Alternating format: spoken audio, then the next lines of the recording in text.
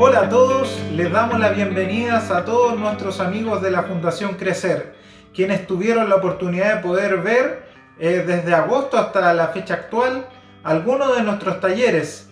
Así es que es por esto que hacemos un pequeño resumen de algunos de los talleres que seleccionamos con temáticas sumamente relevantes para los tiempos que nos tocan en pandemia. Les damos la bienvenida y también les invitamos a que puedan revisar en nuestro canal de YouTube cada uno de los talleres que fuimos almacenando y que van a estar disponibles para ti. La especialista Natalia Riquelme estará exponiendo algunos tips que nos presenta para poder tener algunas herramientas para poder acompañar a los niños en esta pandemia en que se ha hecho tan difícil el poder presentar y traer el aula de clases a la casa. Hay algo muy importante que tú dijiste, que a veces como que estaba un poco alejado de esta realidad, pero también no hemos desligado de esta realidad. Es como que dejamos o creemos que la educación es simplemente en el colegio. Entonces nos desligamos de algunas situaciones que son sumamente importantes como la que tú planteas. Sí, Entonces, sí. por eso nos perdimos un poco de todo esto ahora que pasó esta situación, porque es verdad, porque estamos súper lejanos de una realidad que constantemente está en movimiento. A mí me pasaba mucho cuando estaba a cargo de cursos, cuando convocaba las reuniones de apoderados, llegaba un tercio, si es que, de los apoderados. Y siendo que la reunión de apoderados es una vez al mes y a veces la hacíamos cada 2 meses para tratar de convocar mayor cantidad de apoderados, sin embargo la tasa de asistencia promedio era la misma. Y de hecho una estrategia que usábamos con unas colegas era sentar a los apoderados y enseñarles las materias que estábamos pasando con sus hijos y le enseñábamos, era la misma clase que a los niños, la misma clase que a los papás para poder explicarle y que ellos fueran el soporte en la casa. Porque en el fondo los papás se habían desvinculado tanto que el colegio es la guardería, es el lugar donde se le enseñan habilidades emocionales, es el lugar donde se le enseña hábito higiénico y además se les enseñan algunos contenidos. Y eso hoy pasó 100% a la casa y la casa tiene que hacer de colegio, de lugar de encuentro entre la familia, de lugar de conversación, enseñanza y transmisión de valores, enseñanza de contenidos, y uno como papá también termina colapsado porque paralelo a eso muchos estamos en modalidad de trabajar de forma remota, ver que no se nos queme la comida, tratar de atender a los bebés y correr para allá y para acá y la cosa no funciona muchas veces y nos agotamos. Y desde tu experiencia, de todo lo que tú nos has nombrado, la pregunta es, ¿qué podemos hacer? ¿Qué podemos hacer? Yo creo que lo principal, independiente de la edad que tengan nuestros hijos, sean párvulos, sean niños, sean adolescentes, es que este tiempo de cuarentena nos permita conocer a nuestros hijos en cuanto a sus intereses. Muchas veces por la vorágine diaria nos alejamos de nuestros hijos. Los vemos, comemos juntos, sabemos alguna necesidad, pero no necesariamente sus intereses.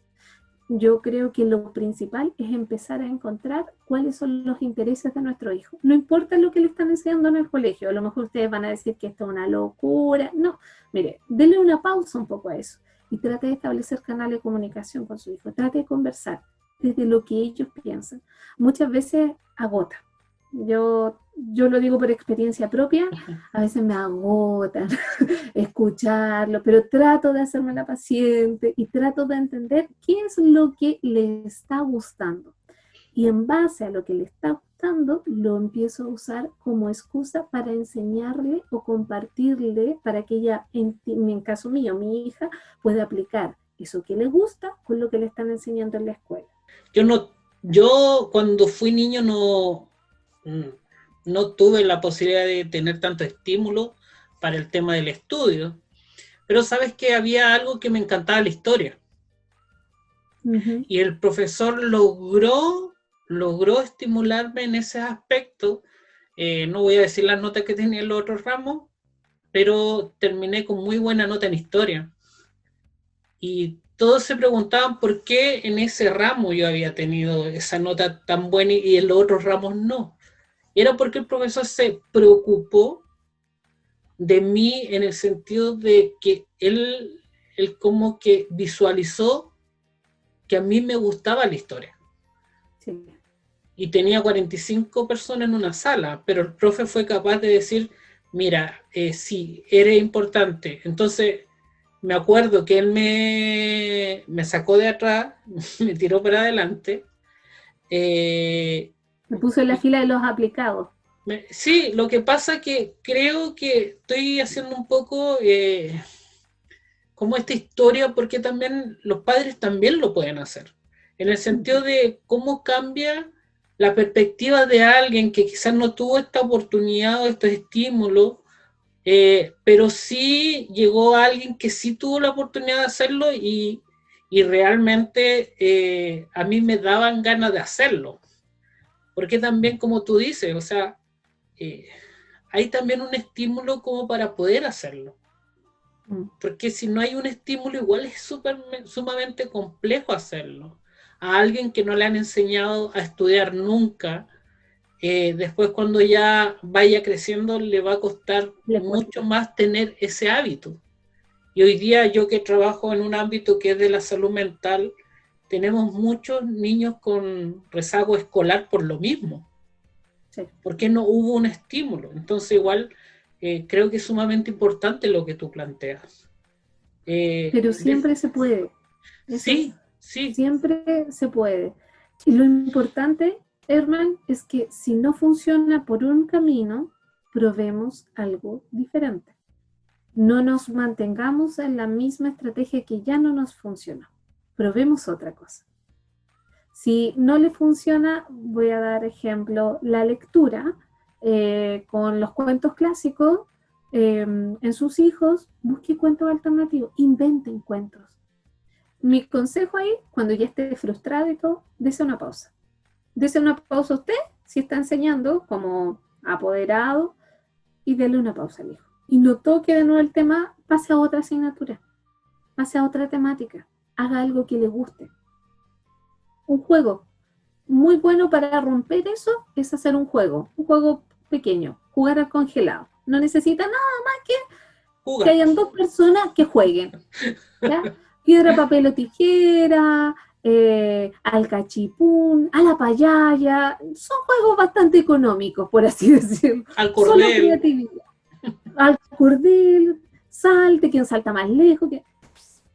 Libere energía a nivel motor, le va a hacer muy bien. Y va, después de eso, generalmente yo lo que hago con mis hijos cuando están así como muy frustrados, les enseño algunas técnicas mínimas de respiración. A veces funciona y a veces no. Yo me quedo con las veces que sí funciona. Entonces, respira, le digo, yo te voy a escuchar, te voy a enseñar, pero respira, a ver, respiremos juntos. Aguanta, y ahí empezamos a jugar. Ya, ¿a quién aguanta más? 1, 2, 3, 4, 5, y empiezan así. Y ahí ya, y ahí se empieza a soltar. La idea es que vuelva a aparecer la sonrisa en la cara del niño.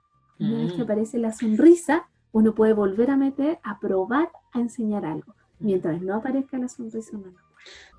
También tuvimos la oportunidad de poder tener a Felipe Bobadilla, quien es parte de nuestro equipo de Fundación Crecer, compartiendo una temática sumamente relevante en estos tiempos. Cómo enfrentar las pérdidas en pandemia, en este tiempo que ha sido crudo para muchas personas.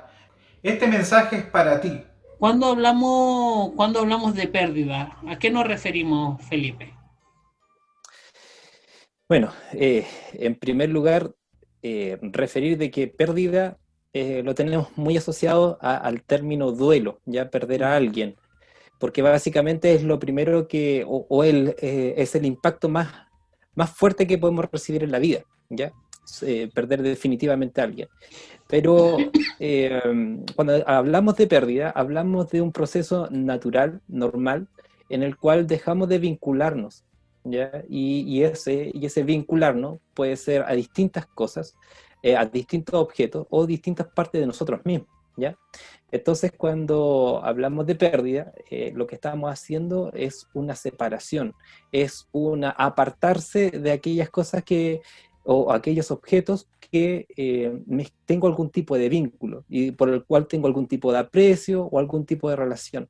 Entonces, en ese contexto, te podrás dar cuenta de que entonces podríamos decir de que el proceso de pérdida siempre ha estado con nosotros, desde muy pequeño. Desde muy temprana infancia empezamos a perder cosas, o a perder personas, o a perder relaciones. Partamos como con algo bien simple. De repente la vida es bien sabia, ¿ya? Y nos permite ir experimentando de a poco la pérdida. Todas las personas tenemos distintos episodios, ¿ya? Y no todos vamos a estar expuestos a las mismas experiencias de vida. En eso estamos claros. Pero, como te decía al principio, la pérdida es un proceso normal, es un proceso natural que se va dando, y nosotros a medida que vamos transitando por las distintas etapas, nos vamos relacionando con distintas personas, nos vamos vinculando a distintos, incluso objetos, ¿ya? Por ejemplo, yo puedo haber nacido en una ciudad, puedo haber nacido en una casa, tengo recuerdos acerca de esa situación, de cómo fui creciendo, y al momento de salir de esos lugares, también tengo una pérdida. Entonces vamos experimentando lentamente en la vida y vamos adquiriendo un tipo de experiencia en relación a eso, ¿ya? Entonces, en relación a la primera pregunta, o al primer tema, de cómo nos enfrentamos a la pérdida, es bueno reconocer de que sí tenemos dentro de nosotros herramientas que nos permiten enfrentarnos a la pérdida, porque ya la hemos vivido de alguna otra forma, ¿okay? Y como decía, la experiencia entre una persona y otra es muy vasta, hay mucha experiencia, pero es significativo ver que sí tenemos las condiciones de enfrentarnos. El tema es que muchas veces nos sentimos impotentes o nos sentimos sobrepasados por las circunstancias y creemos que no podemos enfrentarnos y sentimos de que no tenemos la herramienta.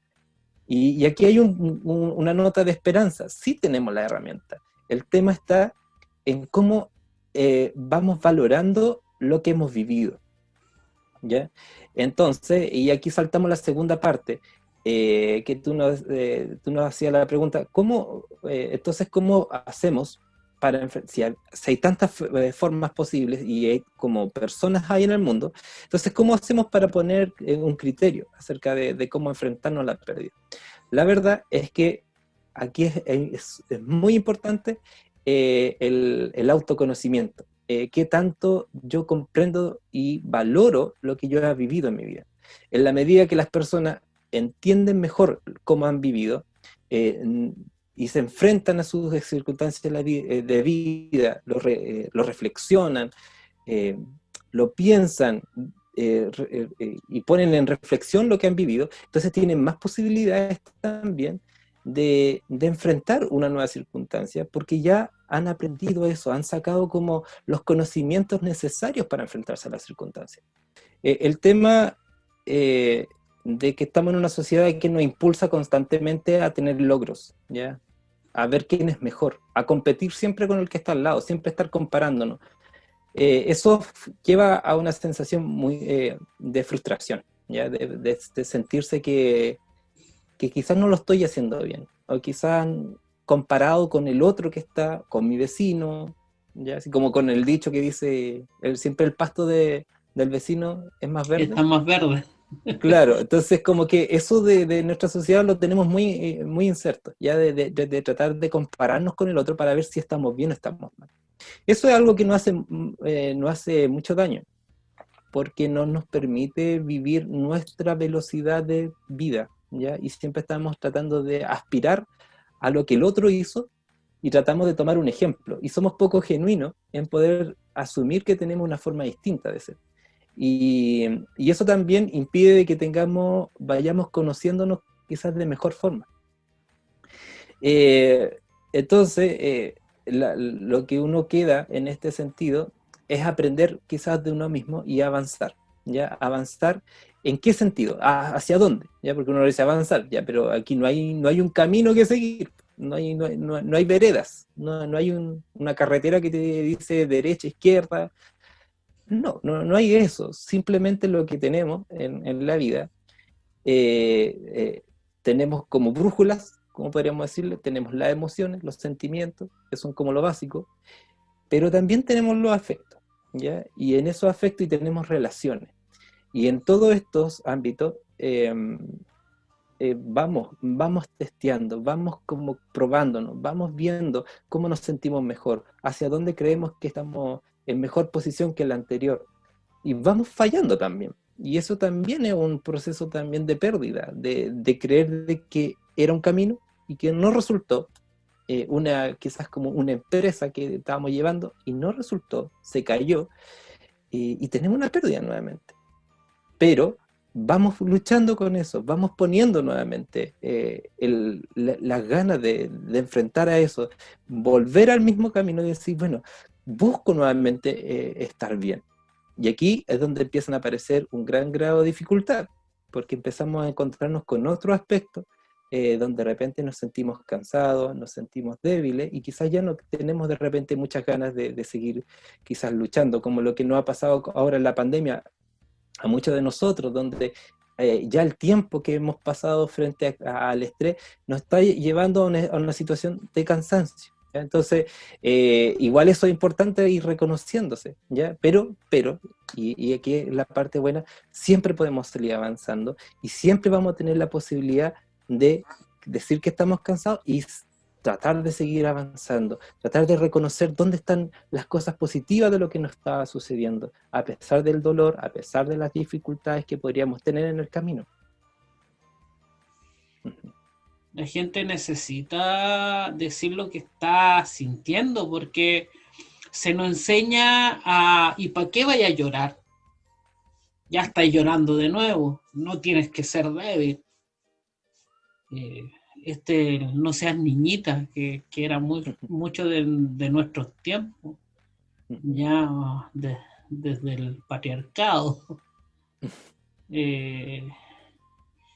Pero que al final los sentimientos se esconden. Los sentimientos no nos queremos mostrar y sí, yo creo que una de las cosas es empatizar con lo que está pasando. Si no es algo que para muchos quizás sea un chiste, pero es una realidad.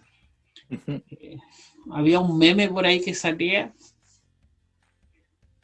una persona mirando hacia afuera y dice, seré el único que está viviendo esta pandemia, porque es como que todos hacen una vida normal. Sí. Y es como lo que tú dijiste recién, el pasto del vecino lo veo diferente. Pero cada uno en su metro cuadrado lo está viviendo de forma potente. Sí, mira, yo creo que para las personas que están viendo este programa y que se han quedado hasta ahora, ya no se han ido, hay un mensaje claro. Todas las oportunidades que hay en su alrededor también pueden ser señales de que podemos hacer las cosas distintas. Y si están viendo este programa, y si están viendo que nosotros estamos ofreciendo algún tipo de ayuda, y estamos diciendo, hey, no estás solo, tomen ese recurso, tomen este recurso. Yo creo que eso es lo principal. Si estás viendo este video y si te estás sumando a esta transmisión, vea, sé consciente de que no es solamente un programa, sino que también es no un programa más para hablar nomás, sino que también es una forma de ayuda, ¿ya? Estamos dispuestos a poder orientar, estamos dispuestos a escuchar, a contener en el caso de que quizás no tengas esta red. Quizás nosotros hemos perdido ciertas redes, ¿ya?, en este tiempo porque no hemos alojado. Ahora se estila el tema de la distancia social, ¿ya? Entonces hemos perdido muchas cosas, hemos perdido muchos recursos que antes lo teníamos y no éramos conscientes. Entonces ocupen esta red, ocupen este espacio para decir, sabes que yo necesito apoyo, escriba a Fundación Crecer, o escriba buscando quizás una orientación, quizás una escucha saludable, y si bien ya tienes una red, actívala, ¿ya? Si tú sabes que ya tienes un apoyo ahí disponible, a mano, también actívala. Si sabes que tienes un CEFAM cerca, si sabes que tienes un grupo que te puede contener y quizás lo has dejado de lado, vuelve a esas instancias de apoyo que sabes que te pueden hacer bien. Entonces, volver al tema de cuidarnos, volver al tema de protegernos, ¿ya? Y si este es una red para poder llegar a esas personas, a ti que estás escuchando, bien, súmate. Nosotros estamos aquí para poder apoyar. Ya, eso yo creo que es importante. Y en la misma línea de Felipe Bobadilla, viene Gabriela Valdés a hablarnos en este taller de Sanar para Avanzar. Esta chica especialista en depresión viene a hablarnos de la importancia que tiene el poder enfrentar algunas situaciones que hacen que nuestra vida y nuestra calidad de vida se vea truncada por aquellos eventos pasados que a lo mejor nos han costado poder sanar. ¿Cómo podemos definir sanar desde tu perspectiva? ¿Cómo lo podemos entender? Uh-huh. La verdad es que sanar, cuando hablamos de sanar, tiene la interpretación que le demos a eso tiene que ver harto con el significado personal que le dé yo a ese concepto. En el fondo, siempre cuando uno trabaja desde la psicología, uno trabaja mucho desde el significado que le dan las personas a los conceptos, las ideas, las experiencias. Por lo tanto, el concepto sanar también tiene mucho que ver con qué es lo que la persona quiere sanar. ¿Ya? Muchas veces, sin embargo, lo que aparece cuando uno habla de sanar, tiene que ver con cositas que quedan emocionalmente o cognitivamente en formas de recuerdo, que son cosas que nos hieren, que cuando las recordamos nos generan un malestar, y muchas veces también tiene que ver con situaciones que pasaron en nuestra infancia o a lo largo de nuestro desarrollo, que después obviamente de mucho tiempo siguen a veces afectando, y obviamente otras situaciones que van pasando también en la edad adulta. Entonces tiene que ver como con pequeñas heridas, como si tuviéramos ciertas heridas en el cuerpo, pero heridas emocionales o en el corazón, en el fondo, como desde la psicología, tiene que ver con a ese nivel, digamos, ¿no? Más en lo emocional.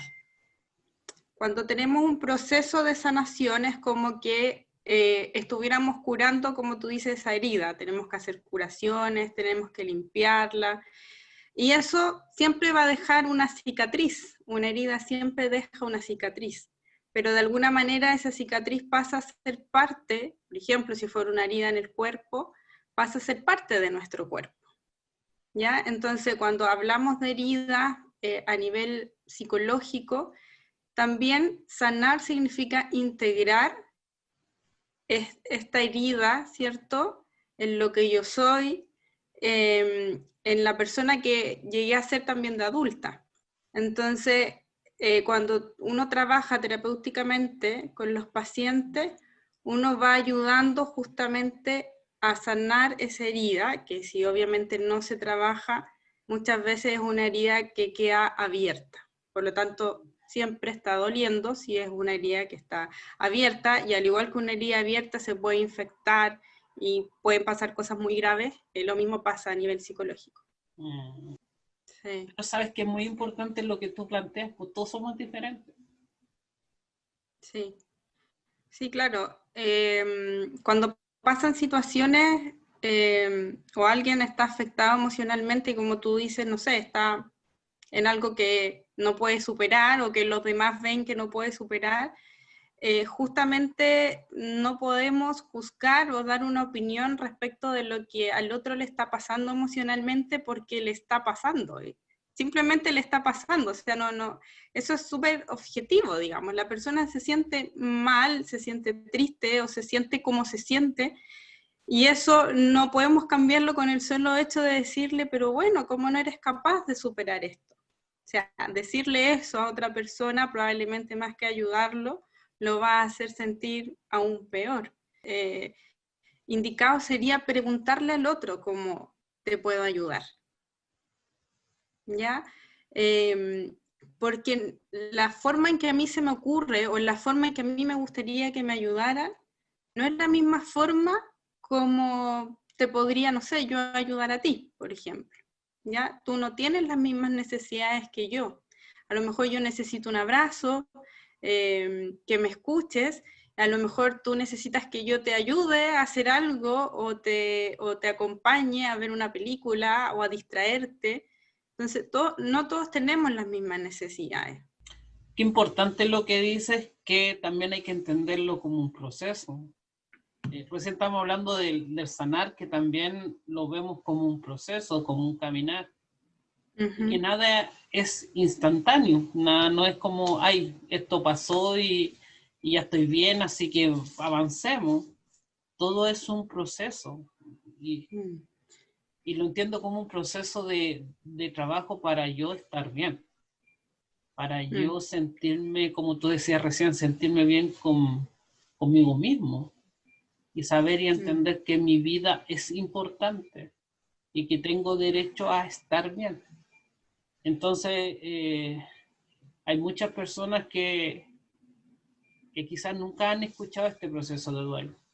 Hay muchas personas que pierden seres queridos y no viven este proceso, sino que simplemente viven el proceso como otros se lo dicen. Y yo creo que ahí, Gabriela, es sumamente importante lo que tú planteas. Es como yo lo vivo, no como lo vive el otro, porque el otro quizás lo va a vivir de diferente manera. Entonces, yo lo tengo que vivir. Y que creo que en ese aspecto también hay que mirarlo. Siento que todo este rato de sanar, de la pregunta que te hicieron del proceso de dolor, es como mirarnos a nosotros, ¿no? Sí, claramente. O sea, todo está muy asociado a mirar para adentro lo que yo necesito, lo que soy y cuáles son mis formas. O sea, esto de mirar hacia afuera y cómo debería ser y cómo debería reponerme las cosas, la respuesta no está afuera, está dentro muchas veces. Es como darme tiempo para mí, ¿o no? Es como, claro, es como hacerme cariño, es como decir, no, sí, hoy día me va a hacer un cariño. Sí. De hecho es algo que trabajo harto con los pacientes cuando están, por ejemplo, en periodos más de depresión, que tiene que ver con consolarse a sí mismos. Y es increíble cómo eso le genera un alivio, en el fondo, como simplemente entenderse, como si otra persona te dijera ya, tranquilo, llora, o está bien que te sientas triste, pero hacerlo con uno mismo, en el fondo aceptar, tiene mucho que ver también con aceptar y validar lo que uno va sintiendo. Un proceso muy personal. Sí, pero que no tiene por qué ser vivido solo tampoco. Justamente. Es un proceso que hay una parte, ¿cierto?, que tiene que ver con lo personal, pero es un proceso que no tengo por qué vivir solo tampoco. O sea, necesito conversarlo, necesito hablar también de lo que está pasando. Si es una persona, ¿cierto?, dentro de un núcleo familiar, conversar cómo le está afectando al otro también, compartir a veces que no soy el único que está sintiendo esto, que también es compartido por los otros, que estamos todos de alguna manera saliendo de este proceso, ¿cierto?, de duelo, de este dolor. También eso ayuda bastante. Entonces, hay que, siempre todo en equilibrio, en el fondo, como una balanza. La soledad y el aislarse no es tampoco como lo mejor, y tampoco estar así como siempre negando el estar solo, sino que darse espacio para estas dos formas de compartir lo que me está pasando, pero también tener mis propios espacios. Ya, ¿cuánto es el tiempo apropiado para el rol? Bueno, un poco Preguntaron En la harto misma sobre el línea duelo. Sí, es que yo creo, es que no ves algo que está en el ambiente, está ahí el tema de la muerte. Y está bien también que esté, o sea, es parte, no podría existir la vida si no está la muerte. Todo es en dos polaridades para que puedan existir. Entonces, respecto a lo que ella pregunta, ¿cuánto es el tiempo como adecuado? Mi respuesta es que los tiempos son individuales, no hay un tiempo adecuado. Yo creo que en lo que hay que fijarse, porque asumo que la preocupación a lo mejor respecto a la pregunta tiene que ver con cuándo mirar que el otro está teniendo un duelo sano, digamos, y cuánto tiempo es normal que esté triste o que esté con este dolor, ¿cierto? Entonces, más que un tiempo, tiene que ver un poco más con que la persona que está viviendo el duelo, ¿cierto?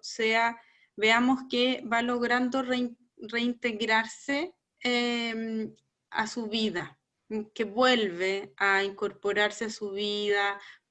Siempre todo es súper progresivo, ¿ya?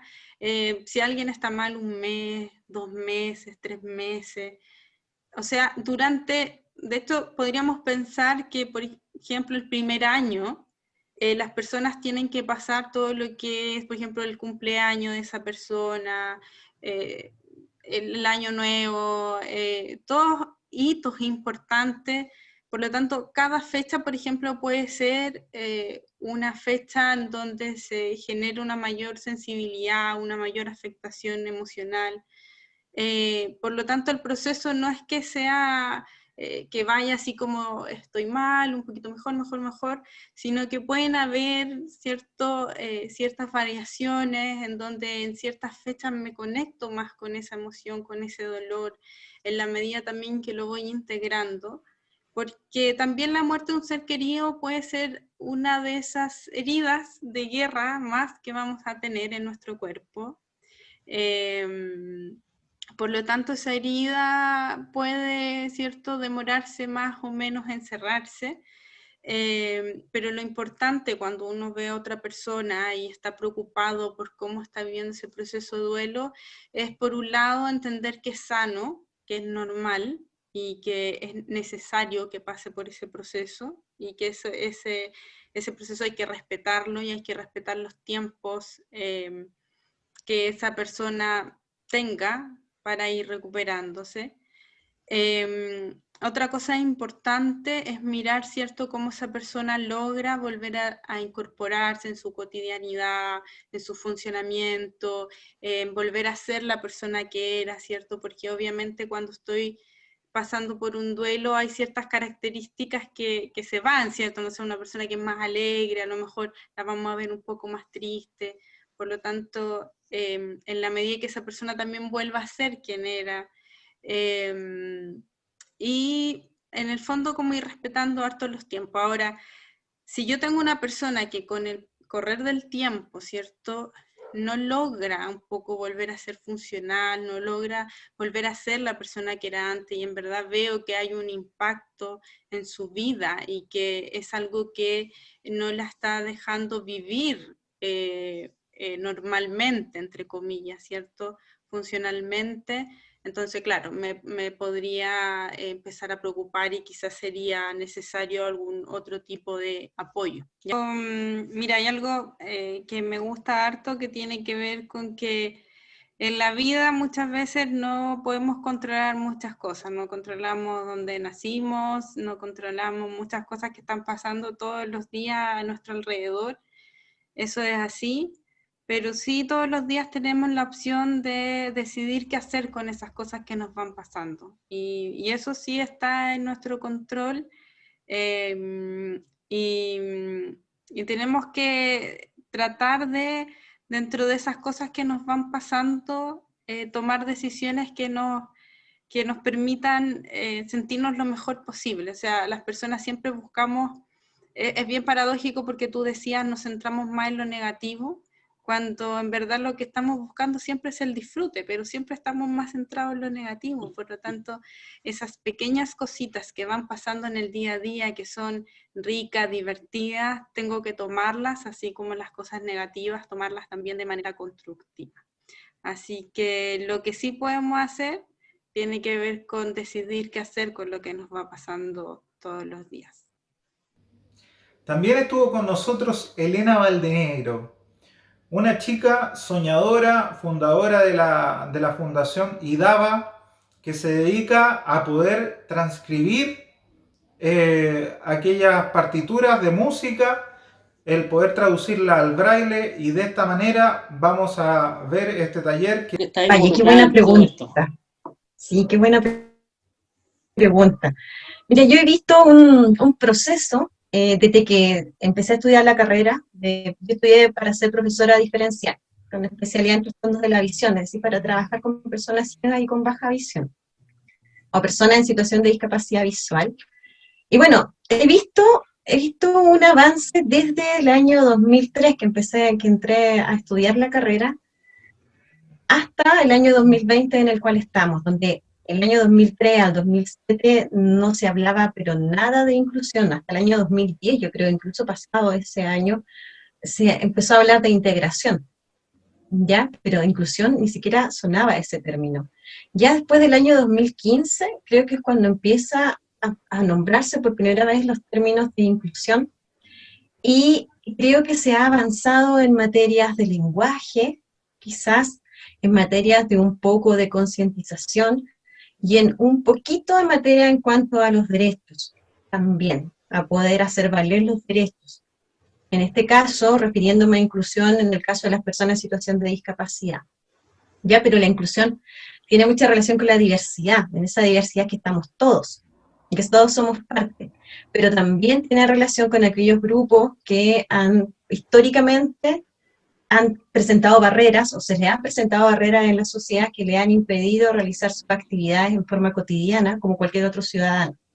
¿Ya? Por lo tanto, la inclusión es sumamente importante para equiparar oportunidades, para generar equidad, justicia social. ¿Ya? Entonces yo he visto un avance desde que no había nada, desde que no sonaba la palabra hasta ahora, que por lo menos, me refiero en esos términos, se han logrado ciertos avances en materias de normativa, y en materias, como te decía, un poco de lenguaje y de educación en esta área. Sin duda que falta mucho, ya hay mucho, porque no es solo el lenguaje, sino que hay que generar acciones, hay que materializarlo. No basta solo con el lenguaje, sin embargo, un primer paso importante ya es poder entender los conceptos y poder referirnos en forma adecuada cuando nos estamos refiriendo a una realidad. Ya, ese es el primer paso, pero sí es muy importante poder generar acciones, y que no se quede en el discurso, sino que realmente se generen acciones que puedan transformar esa realidad, cambiar ese curso. Bueno, y en lo que consiste en acciones, pues vamos a hablar de eso porque, bueno, sí, vamos a la acción, y que nos cuente un poco todo lo que tú has hecho, ¿ya?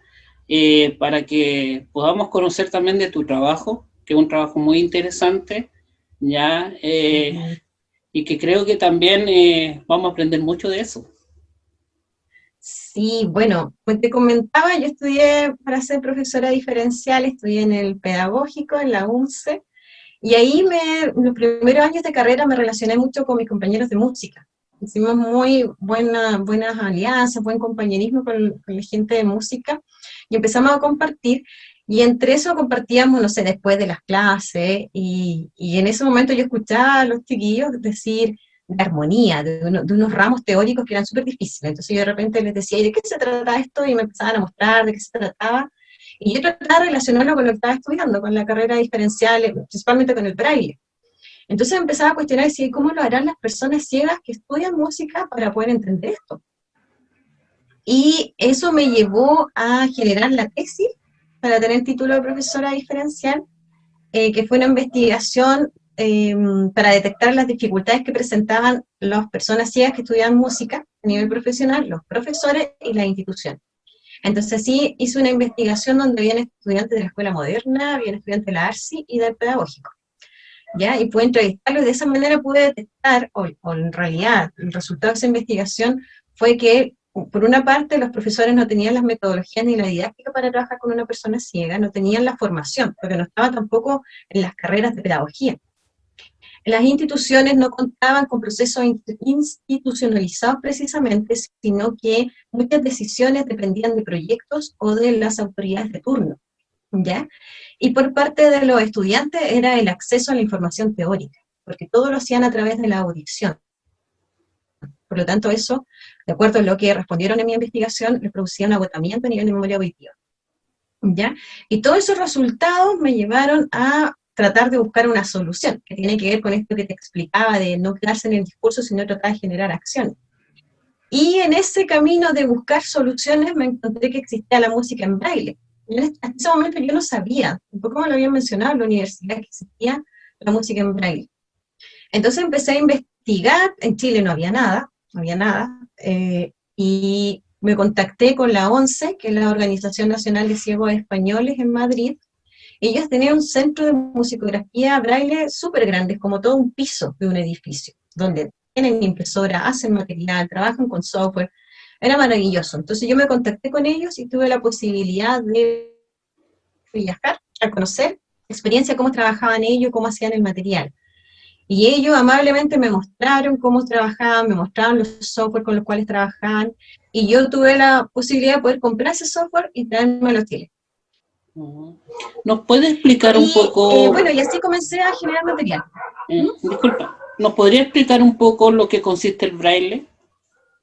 El braille es un sistema de lectura y escritura que utilizan las personas ciegas, que fue creado por Luis Braille, y que consiste en un cajetín con una celdilla que tiene 6 puntos. Están ubicados en 2 columnas y 3 filas. Ya, la columna derecha, la columna izquierda, y las filas 1, 2 y 3, ya, se van enumerando así. Y bueno, estos 6 puntitos se van combinando para poder generar el alfabeto. Pero en el caso de la musicografía braille, las combinaciones son distintas.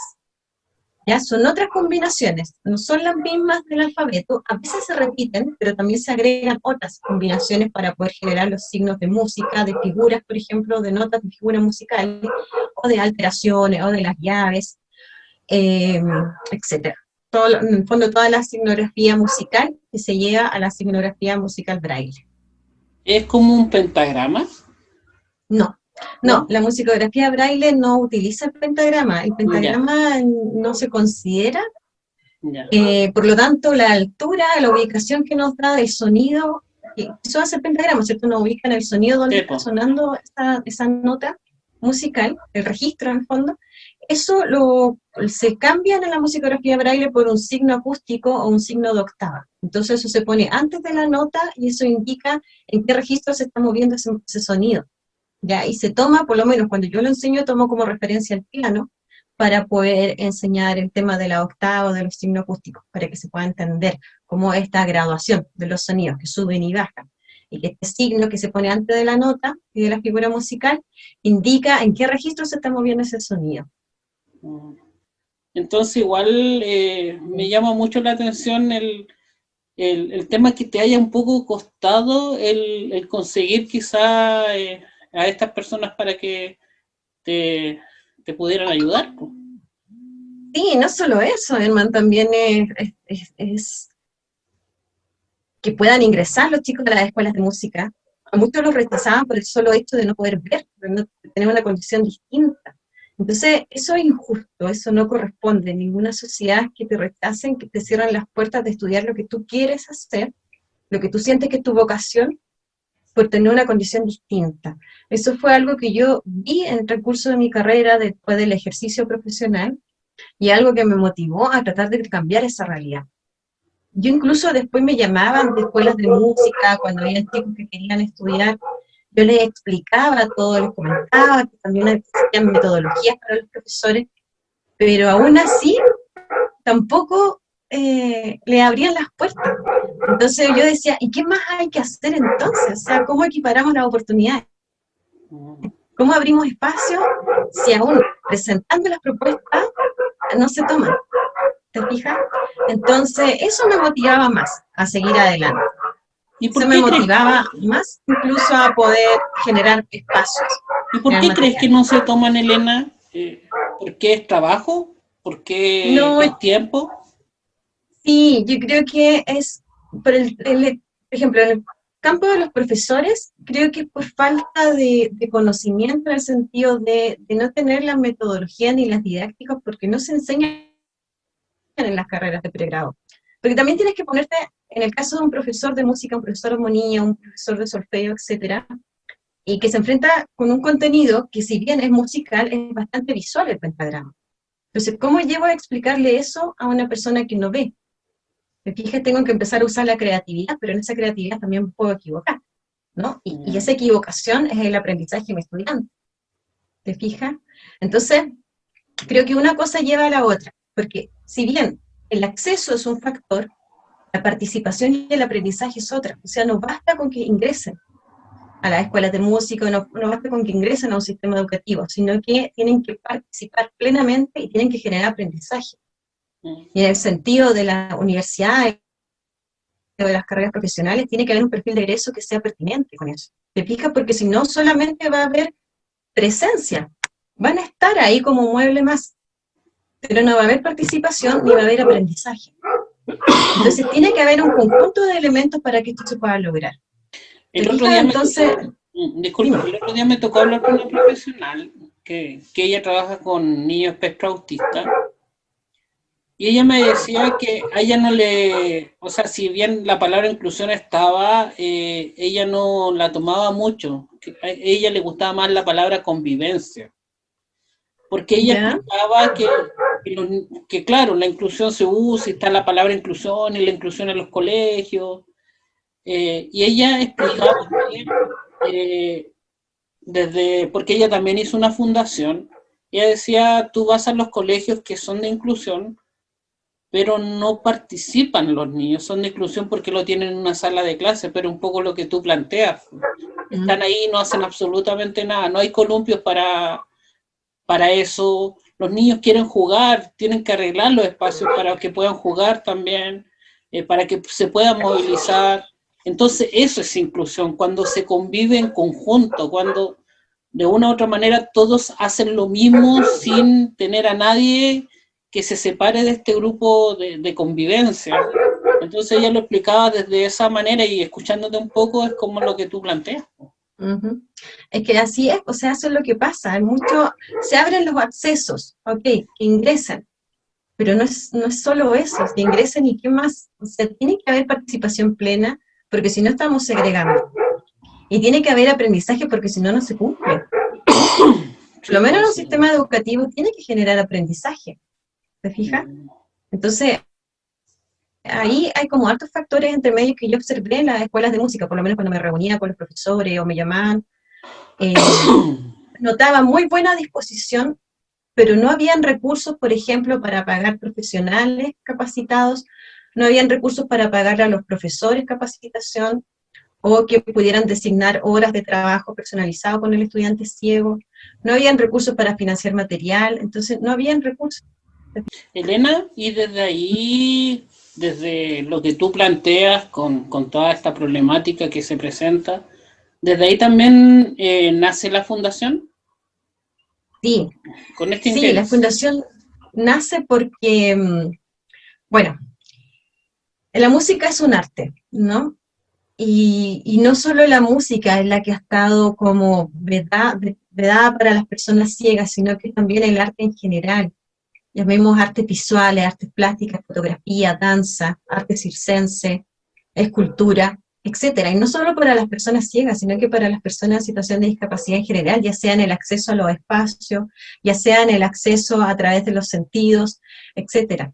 Ya entonces la propuesta de la fundación, y bueno, y también en el área de la cultura y de la ciencia, que son tres áreas importantísimas en la sociedad y que ha estado muy alejada de las personas en situación de discapacidad, tanto como espectadores, como por ejemplo, ya yo quiero ir a una galería de arte a observar una obra, pero esa obra es totalmente visual, no hay elementos que puedan hacerme sentir o llevarme a la intención de ese autor, de ese pintor, de ese escultor, de generar esta obra.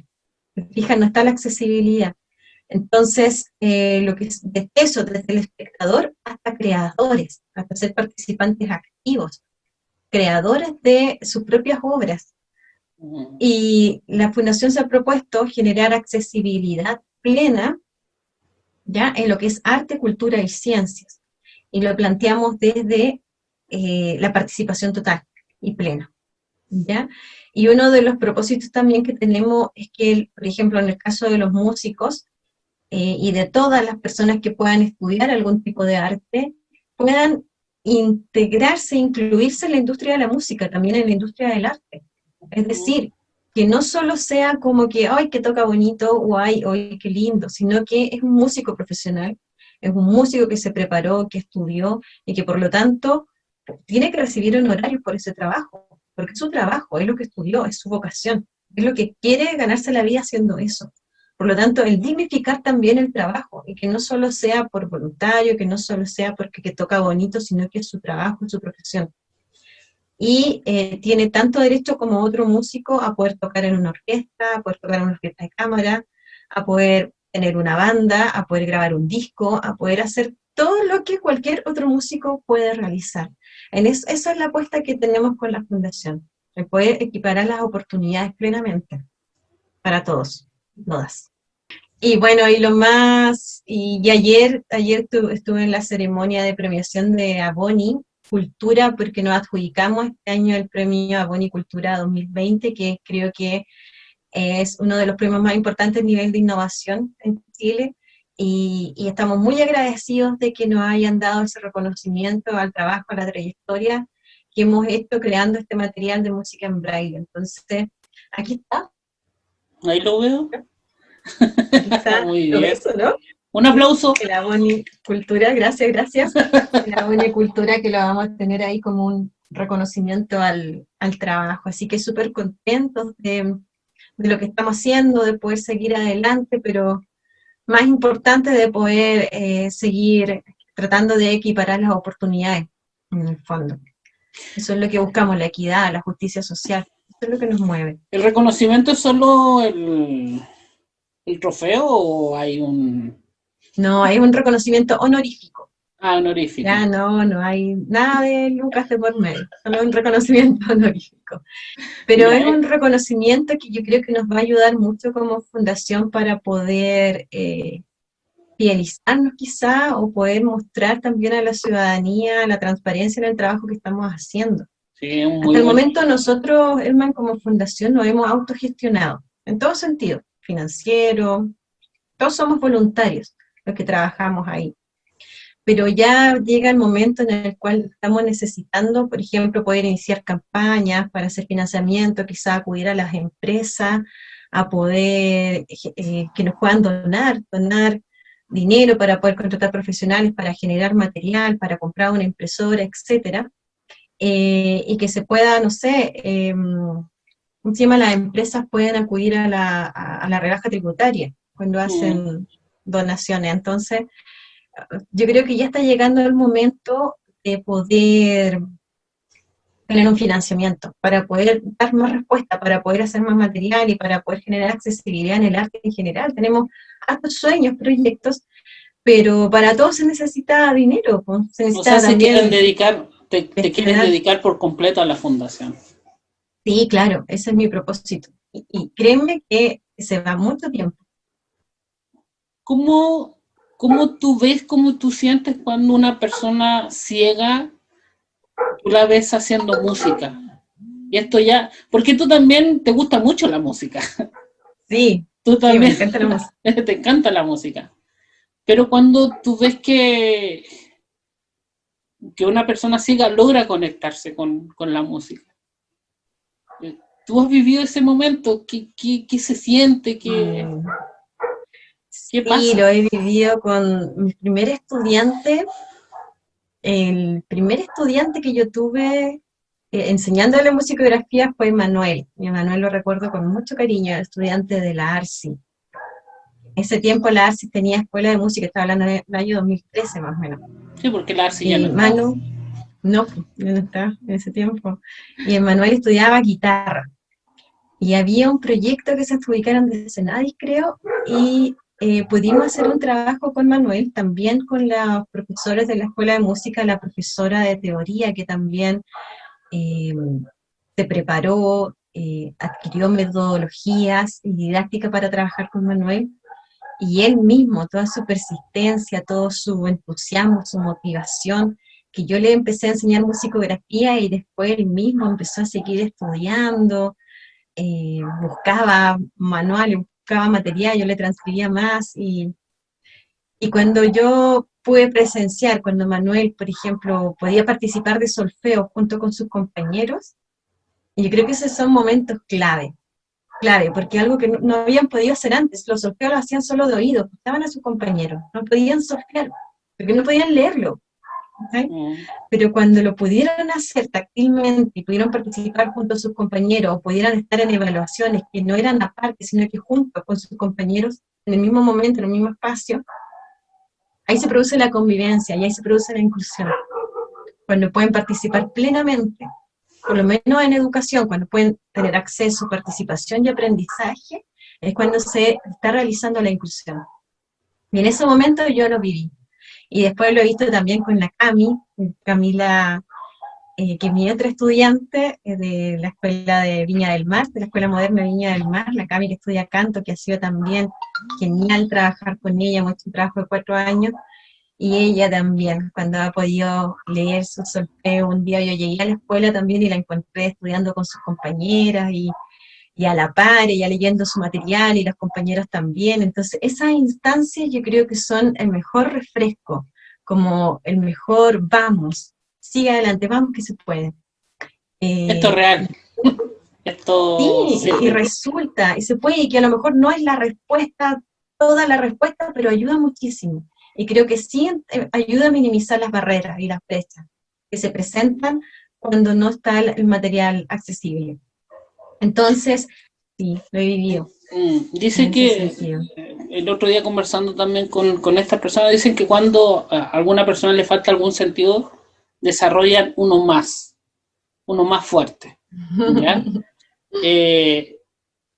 ¿Eso es real? Dicen. Por eso yo lo pregunto, dicen. Yo no lo digo, porque yo solamente entrevisto. Mira, que nazcan así como con una capacidad auditiva extraordinaria, no es tan así, pero sí que lo pueden ir desarrollando. Porque imagínate que la principal vía de acceso a la información es la audición y el tacto.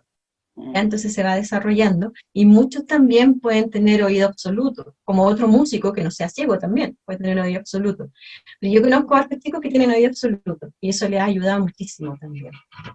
¿Qué significa oído absoluto, Elena? Y reconocen pero plenamente la nota exacta, pero afinadísimo, o sea, no hay errores.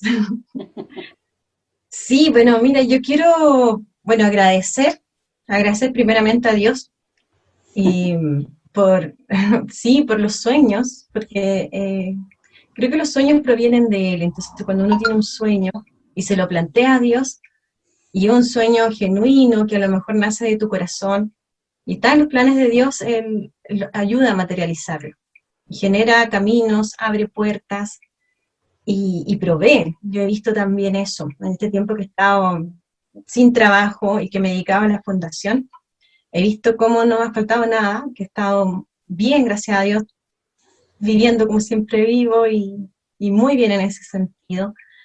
Y quiero agradecer también a mis estudiantes, a quienes les he podido transcribir material, a quienes les he podido hacer capacitaciones, que ellos me dan el feedback, que me dan también la motivación, a Manuel, a Cami, la Milagro, la Anita, la Sari, etcétera, no solo estudiantes de la musicografía, sino que en general, con los cuales he podido trabajar, que ellos han sido mi motor y mi motivación para poder ir conociendo más el trabajo, teniendo feedback de ellos también para poder ir mejorando. Bueno, y para cerrar este ciclo de talleres, y en donde estamos haciendo un pequeño resumen, Joaquina Solano estuvo con nosotros compartiendo un tema muy importante. Ella es psicóloga jurídica y estuvo compartiendo con nosotros una temática que es la prevención del abuso sexual infantil. Un tema sin duda que da mucho que hablar y en el cual hay mucha ignorancia. Es por esto que que la invitamos, y que te invitamos también a ti a que puedas escucharla y tomar apunte de aquellos tips que entrega para poder enfrentarnos a una situación de la cual no sabemos si vamos a sufrirla en algún momento o si algún cercano lo va a vivir. Así es que nos despedimos con esto y te damos las gracias. Te invitamos a que puedas suscribirte a nuestro canal y a nuestras redes sociales. Sabemos de que podrán ser muy útiles los talleres que hemos entregado y también toda la información que entregaremos más adelante como fundación, porque todos nos cuidamos en pandemia. Que estés bien. Nos vemos. Uy, pues mira, mi experiencia ha sido pues, de lo más amplia en general. He trabajado tanto con diferentes grupos etarios, también niños, bueno, adultos, pero en este caso vamos a hablar más como de la niñez. Y la verdad es que lo que yo he podido ver, sobre todo, es que el tema de los delitos sexuales ha ido como desde empezar como a visualizarse en el último tiempo. También he podido ver que desde el caso de Antonia Barra ha habido un incremento de la problemática, en el sentido de más visualización, se están empezando a hacer muchas más denuncias, se están empezando a ver el respaldo también de lo que dicen, como de lo que decía la canción, la culpa no era mía. Y eso es como lo que más yo he podido ver un cambio. He podido ver un cambio. Anteriormente la culpa sí era mía, como de manera muy burdamente dicha, porque la gente llegaba, los niños también, llegaban con la sensación de culpa y también, bueno, sensación de desprotección por parte de los adultos. Pero ya eso ya está empezando como a darse un cambio a nivel social, por suerte. Actualmente la gente ya empieza a ver que realmente la culpa no era suya, y se lo empiezan un poco a creer también, los niños también, los jóvenes también, en general. Y bueno, de alguna manera también yo creo que ha ayudado mucho la televisión, ha ayudado mucho la exposición, la visualización de que realmente la culpa no era mía. Entonces eso también es como el primer punto, el primer peldaño, por decirlo así, para empezar una superación o para empezar un proceso de resignificación también, lo cual a los profesionales que trabajamos en este área también nos ha ayudado mucho. Y ¿sabes qué? También he visto algo muy importante, que ahora que hemos empezado a conversar, igual lo voy a plantear para que podamos también ver. Y es que pude ver que, porque todas las personas estamos viendo como esto, estamos viendo como el cambio, lo estamos sintiendo, pero hay también, están las personas que del lenguaje de señas, es que aquí parece que se llama de otra manera distinta, parece que es el lenguaje de señas o de signos, algo así. ¿Sí? Y también se están empezando a visualizar los jóvenes a través de las redes sociales, se movilizan. Ya las personas sordomudas se están empezando a visualizar diciendo, yo también he sido víctima de este delito, también lo puedo decir exactamente igual que los oyentes, pero la dificultad que ellos poseen, tanto jóvenes, adultos, etcétera, es que los profesionales no saben lengua de signos, lengua de señas. Sí, y aparte también eso también es un factor como de vulnerabilidad. Yo creo que ahí lo vamos a ir como conversando, pero también, a ver, cuando una persona sufre un delito sexual, hay veces que a lo mejor puede ser algo que es fortuito, algo que puede ser producto de una actividad delictual, pero hay otras veces, sobre todo los delitos intrafamiliares, que ahí los agresores también saben detectar las vulnerabilidades, y efectivamente una persona que es sordomuda o una persona que está en una situación de discapacidad, o a lo mejor, no sé, también llegan muchos niños con síndrome de Down, y ahí la vulnerabilidad es mayor también, porque claro, la forma que tienen como de saber, o sea, la forma que hay de saber es que las personas cuenten. Entonces, cuando hay ciertos factores de vulnerabilidad, también incrementa que las personas puedan ser también víctimas de cierto tipo de delitos. Que la simple pregunta que nosotros solemos hacer o que se suele hacer es ¿por qué no me dijiste antes? Hay que entender también que cuando una persona, niño o niña, joven, adulto, sufre un delito, tiene ciertos tiempos de cuándo contar, de cuándo estar preparado, y esos tiempos son respetables. Todas las personas necesitamos nuestros tiempos, todas las personas, por diferentes características, o lo que sea, o vivencias, a lo mejor hay unos que cuentan nada más suceder, pero a lo mejor hay otros que van tirando como esta indirecta, o van tanteando para ver cómo los adultos también responden. Entonces muchas veces es como seguir contando, seguir preguntando, en el sentido de prestarle atención, no preguntar insistentemente qué te pasó, qué esto, qué lo otro, simplemente el seguir desde la tranquilidad, seguir, a ver, cuéntame un poco más, ¿qué quieres decir con esto? ¿Qué sucedió? ¿Te hizo algo sentir mal? Este tipo de preguntas que no culpabilizan, sino que contienen y van como profundizando un poco más en saber cómo es. O sea, un niño que ve que, por ejemplo, una niña que ve que cuenta, que tantea a la madre o al padre o a cualquier otro adulto, y lo primero que hace es responder un cuestionamiento, decir, oh, no, es que está diciendo cualquier cosa, no sé lo que dice, como que no le toma el peso a lo que está diciendo, o no escucha bien, puede generar que el niño, la niña o el adolescente no vuelva a contar, en el sentido de, no me está protegiendo, no me ha escuchado, y a lo mejor incluso puede pensar que no está de su lado y no está como protegiéndole. En esa instancia es mucho más complicado que posteriormente vuelva a contar. Por eso siempre hay que estar como atento, hay que reforzar mucho lo que son las estrategias como de cuidado. Estas son tus partes, aquí nadie lo puede tocar, si son niños muy pequeños lo puede tocar como el papá o la mamá, pero siempre cuando sea para lavar, etc. Entonces, claro, hay que ir reforzando esto. Si alguien te toca o te pide que le toques, etc., ahí tienes que decir no y me lo tienes que contar. Entonces esto hay que reforzar, pero siempre va a tener mucha relevancia el cómo nosotros también afrontemos. Si, por ejemplo, nos cuenta algo nuestro hijo, nuestra hija u otra persona, y enseguida tomamos a esa persona, la llevamos y la confrontamos con la persona que le está diciendo que le está haciendo algo, en ese momento te va a decir que no, porque es un adulto contra la palabra de un niño, y el niño ahí siempre se va a sentir atacado, y ante eso se va a decir que no, o no va a querer seguir hablando del tema, porque siente que la estructura familiar o que la dinámica familiar se puede quebrar, y eso también es parte de las amenazas que suelen hacer los agresores. Si le cuentas a tu mamá, se va a enojar, te va a retar, no te va a creer, o si tú le cuentas a tu mamá, como esta casa es mía, se van a tener que ir.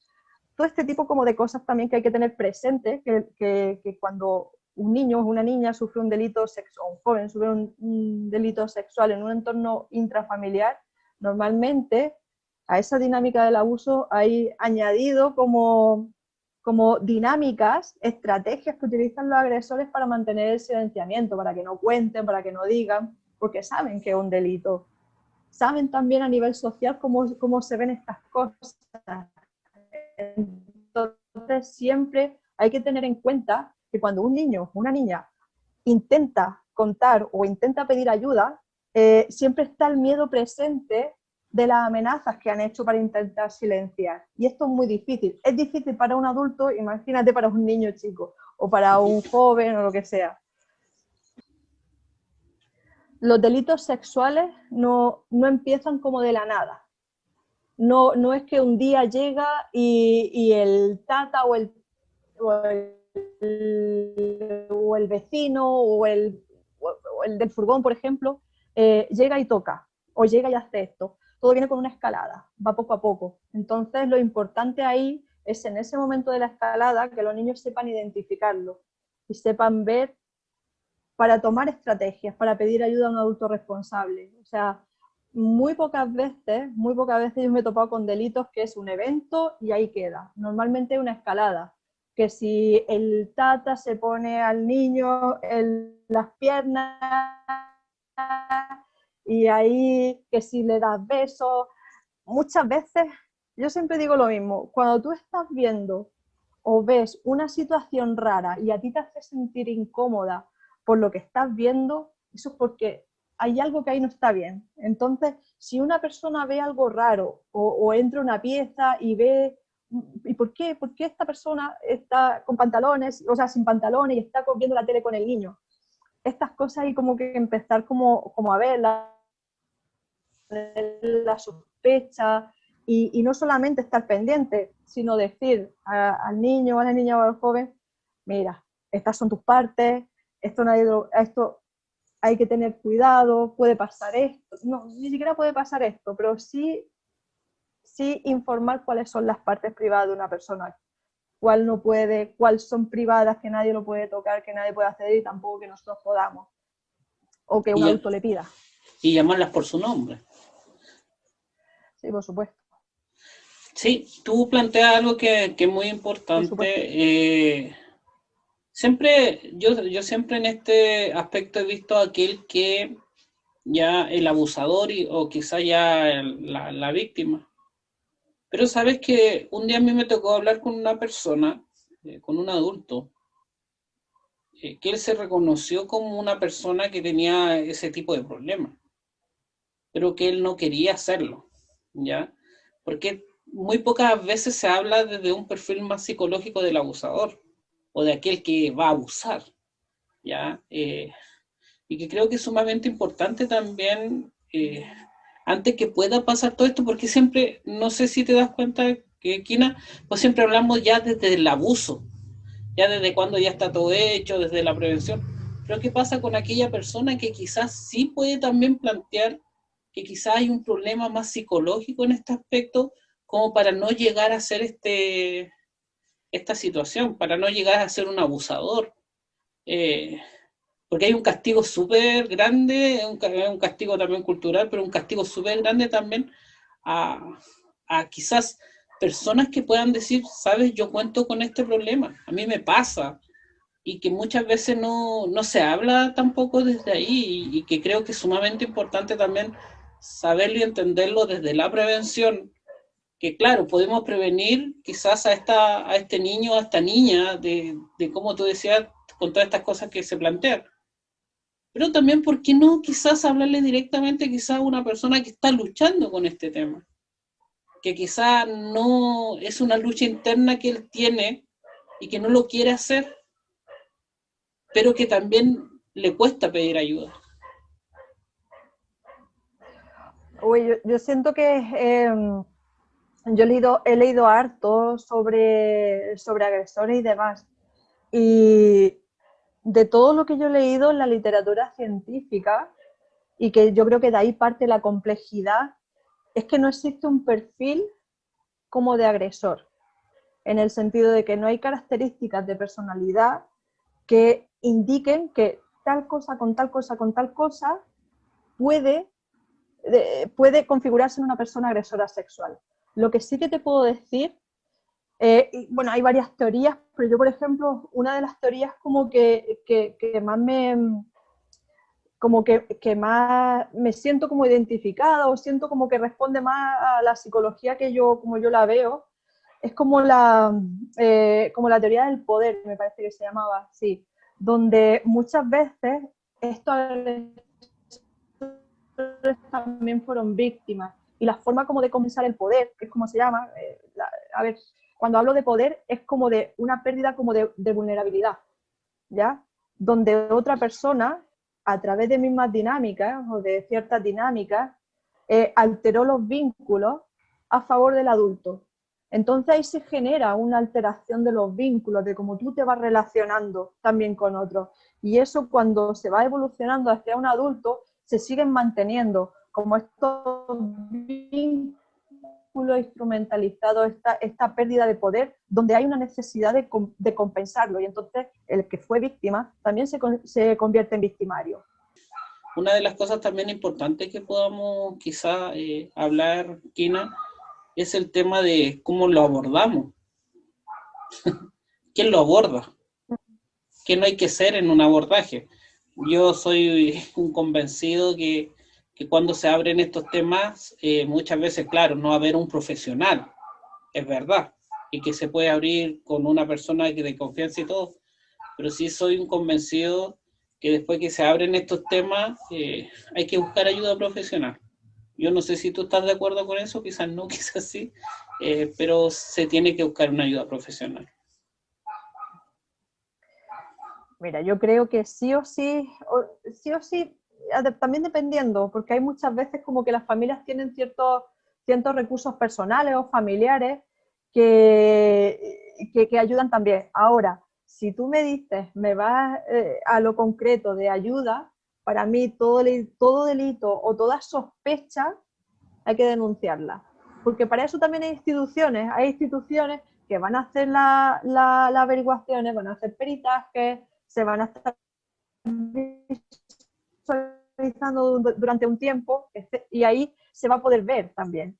Ya no solamente que el niño cuente, a ver, que, como muchas veces que nos ha pasado situaciones donde las madres o los padres o los abuelos u otros familiares quieren saber si pasó o no pasó. Y ahí hay muchas veces también que cambiar el foco, porque también hay ciertas limitaciones, porque a lo mejor un profesional psicólogo o psicóloga que tenga que ver o tenga que hacer un peritaje para ver qué es lo que ha podido suceder, dependiendo de cómo haya actuado la familia, es muy difícil también para un profesional abordarlo. Si volvemos nuevamente como lo mismo, si cuando el niño contó, la niña contó, el joven contó, el padre o la madre fue a increpar a la persona, la familia se desarticuló, hay una de las cosas que por desgracia se cumple, y eso es lo más difícil y es con lo que tenemos que luchar todos los profesionales que trabajamos en este área, y es que por desgracia muchas de las amenazas que dicen los agresores se cumplen. ¿Qué quiero decir con eso? Cuando, por ejemplo, voy a poner un ejemplo, el tata hace esto a la familia, la familia enseguida se distancia de esta persona, se distancia por querer proteger al niño o la niña, por lo que sea. Y eso para un niño también es doloroso, porque muchas veces, y eso es como una falsa creencia que hay, muchas veces se pinta como a una persona que abusa, a un agresor, se pinta como la persona mala, la persona enojona o la persona como que está distante, pero la realidad es que es todo lo contrario. Son las personas que están más cerca, los que le compran más juguetitos, los que le compran más dulces, los que a lo mejor, no, es que pasaba viendo la tele con el tata en la pieza. Muchas veces esos adultos son los más cercanos. Entonces, claro, ahí la dinámica se da de que va poco a poco escalando, que es lo que te decía anteriormente. No es un evento que llega a producirse, sino que va poco a poco produciéndose y finalmente se comete el hecho o los hechos. Entonces, para las personas que son víctimas, también es un sentimiento como de traición, que es como se llama en la psicología, dentro de las dinámicas traumatogénicas, porque es una persona a la cual yo le tenía confianza, una persona a la cual yo quería. ¿Cuáles son algunos mitos? Mira, uno de ellos es que los agresores sexuales, las personas que cometen este tipo de abusos, son personas que están enfermas o personas que tú los vas a ver por la calle y muestran particularidades que te pueden hacer sospechar de ellos. No, eso no es así, o sea, no hay un perfil, no hay algo que te pueda hacer como sospechar de que una persona ha podido tener alguna situación delictual o algo así. Y por eso es tan importante, como es difícil reconocer para allá, pero yo sí puedo hacer la prevención en lo que concierne a mi hijo, a mi hija, al adolescente, que es mucho más práctico. Mira, la clave para esto es la cercanía que una persona pueda tener con otros, independientemente madre, padre, la cercanía y cómo la persona del entorno lo acoja, independientemente de ser adolescente, de ser un niño, la persona que acoge como lo que una persona le está contando. Cuando una persona te cuenta, lo que quiere es que le escuche, que le comprenda y que de alguna manera le acompañe en su sentir, no le cuestiones. Entonces, si tú a una persona, que la contengas, si tú a una persona que te cuenta algo, le dices, yo estoy aquí, yo te voy a acompañar, si necesitas hacer esto, yo lo voy a hacer, si necesitas que dentro de 3 meses, ponte tú, volvamos a hablar de esto, porque tú necesitas un tiempo para hablarlo, o que yo voy a estar aquí. Pero es básicamente que la persona tenga claro, si tú eres su madre, su padre, el abuelo, el profesor, o si el profesor ya tiene otras cosas que tiene que denunciar, o eres un par, te lo está contando porque quiere que lo escuches, porque quiere que estés ahí y porque quiere que estés presente. No que vaya y se lo vaya a contar o que vaya a hacer la denuncia, que respeten los tiempos, porque una persona puede tardar en denunciar un día, un año, o a lo mejor no denunciar nunca. Pero lo que está pidiendo no es una justicia, a lo mejor a nivel legal, es un acompañamiento, que le entiendan, que lo acojan y que lo escuchen. Eso principalmente. Entonces, la mayor parte de los mitos es eso, es que los delitos sexuales se producen de manera intrafamiliar, la gran parte, la gran mayoría. No hay una característica distintiva, lo que tenemos nosotros que estar es pendientes de lo que nos dicen, de cosas que a lo mejor nosotros veamos que son inadecuadas, los típicos besos en la boca, las típicas que el niño se sienta en las piernas, empieza a saltar, que estas cosas así, dinámicas medio extrañas, hay que tener mucho cuidado con eso y hay que también indicar los Cuando límites. se hacen estas juntas familiares tremendas y se pierde un poco de vista a los niños, que creo que también es sumamente importante tener mucho ojo en eso. Sí, mira, si tu hijo te ve a ti como una persona de confianza, donde si te cuenta, que te puede contar cualquier cosa y tú le vas a ayudar, no vas a empezar como a gritar o a enojar, o por qué no me contaste antes y demás. Eso va a ayudar a que posteriormente te siga contando. Si lo primero que tú haces lo vas a cuestionar, le vas a tirar la responsabilidad, es que mira cómo iba vestida, es que mira cómo... Y la culpa era Es mía. que mira tú también cómo le miraste. Exacto. Es que no, ese tipo de cuestionamientos no. O sea, yo cada vez que abordo un delito sexual siempre digo lo mismo. La culpa no es de la persona que sufre el delito, no tiene la culpa de dónde estaba, no tiene la culpa de lo que estaba haciendo, o en el sitio en el cual estaba. Simplemente la culpa es de la persona que comete el delito. La culpa es de cuando una persona no quiere estar ahí, cuando una persona no quiere o tú sientes que no, esa es la culpa. No tú por si has tomado, si has consumido este tipo de droga o lo que sea, o a lo mejor si estabas o si fuiste a visitar a tu amigo de toda la vida. Eso no da pie, no es motivo. Otro tipo de mitos también. A ver, alguno más que se me ocurra, pero es que hay un montón. Pero otro mito,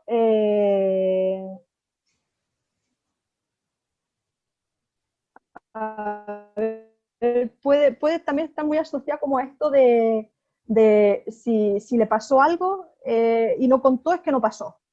¿Sabes? Es como, no, hay que entender que las personas que sufren delitos tardan tiempo en contar. Hay algunas que sí, porque tienen un entorno familiar de contención o un entorno de apoyo de contención. Esos son los que denuncian primero. Pero si no está esto, o a lo mejor dudan, o a lo mejor la dinámica agresiva es muy fuerte del abuso por parte del agresor para silenciar, tarda mucho tiempo en contar también. Entonces es eso, es como, si no denuncia el momento es que no ha pasado. No, esto es totalmente no es así, no es así. Y luego también otro de los mitos es que si denuncio me van a cuestionar o no va a pasar nada. No va a pasar nada dependiendo de lo que quieras o dependiendo de cuáles son tus expectativas. Si tu expectativa es la reparación a través del proceso judicial, ahí hay que ajustar mucho expectativas. ¿Ya? Hay que ajustar mucho expectativas porque no siempre se cumplen las expectativas que las personas quieren.